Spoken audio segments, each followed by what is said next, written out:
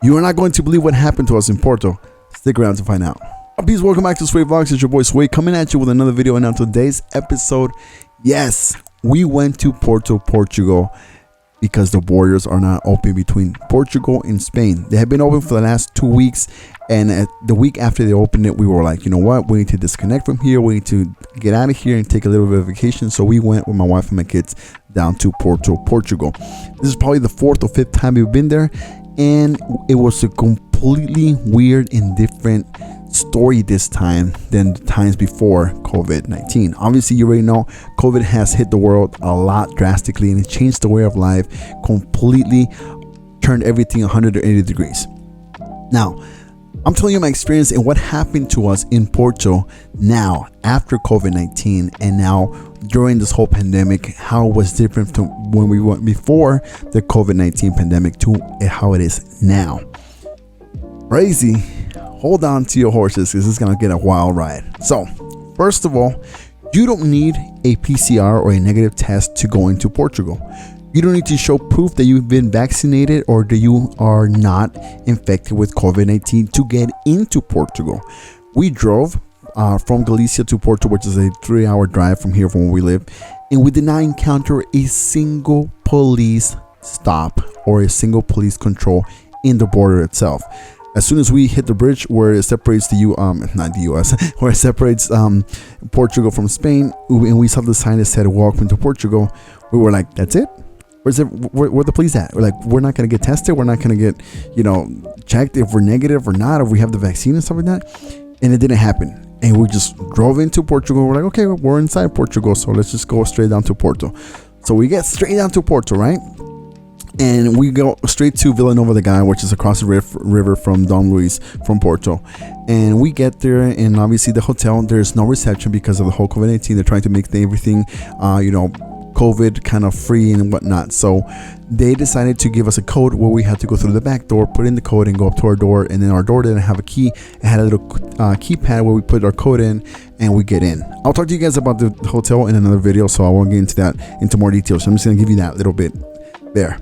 So then we decided to go into the hotel, leave our stuff there, and we decided to take a walk and go down to Porto because we were hungry. It was lunchtime, almost dinner time. We were like, let's go get something to eat. So we walked down, we head down to Porto, and as soon as we hit the streets and as soon as we start walking down the streets, keep in mind we are wearing our face masks the whole time. We're walking down the streets, and as soon as I'm walking down the streets, we see people without face masks. Just walking down the street without face masks. We see not one person, not 2, 3, 4. We see more than you can count not wearing face masks. Obviously, we did see people that were wearing face masks and keeping their distances, but other people weren't. And I was just like, what is going on?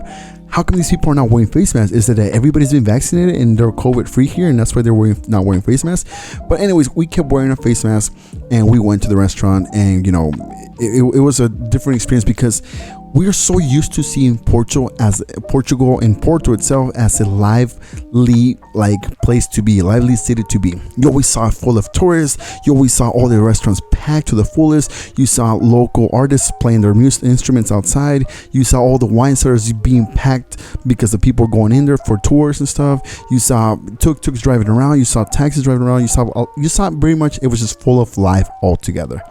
This time, it was an eerie feeling because you saw the streets were empty.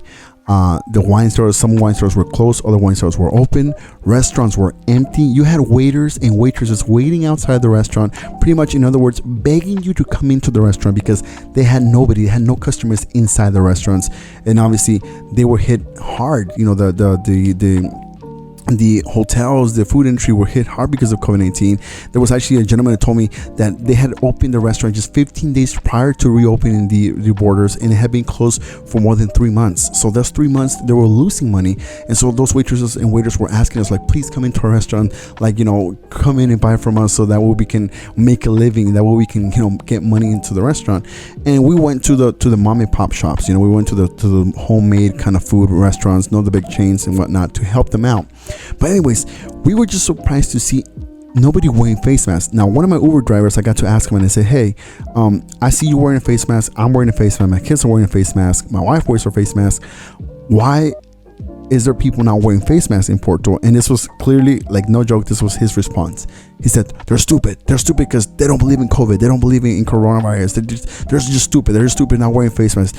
And I said, okay, cool, that's their choice, okay, but is there police stopping them? Are they getting fined? Are they getting arrested? Is that allowed? And he said, look, when you go into a shop or a restaurant or a bakery shop or anything like that, you have to wear your face mask or they won't let you in.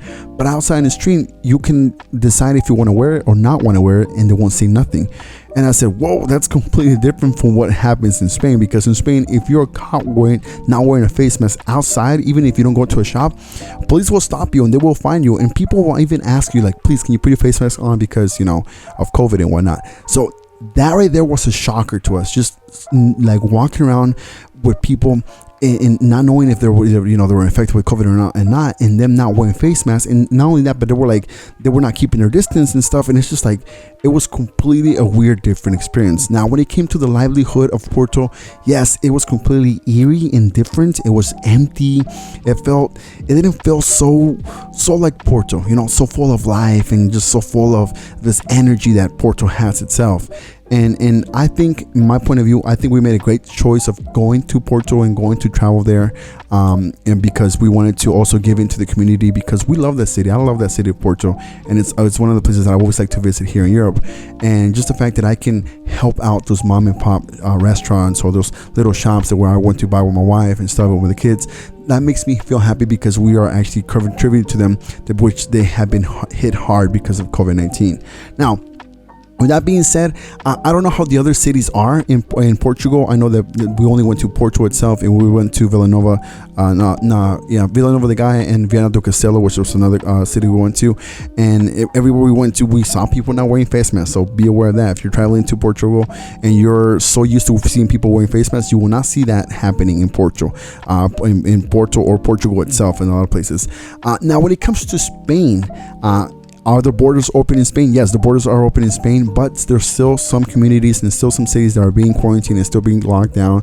So if you want to know what cities in Spain are locked down, or if you want to visit Spain and you want to learn more about can you travel to Spain, or if you want to learn what places you can and you cannot travel to Spain from wherever you're traveling from, let me know in the comments and I'll find out as much information as I can and make you guys a video talking about that as soon as possible, and that way we can get you guys to come to Spain and enjoy life. Come on, Spain is amazing. Portugal is amazing too. So with that being said, that was my experience in Porto. That was my experience in Portugal. That's what happened post COVID-19. Can you believe it? How life has changed drastically because of COVID-19.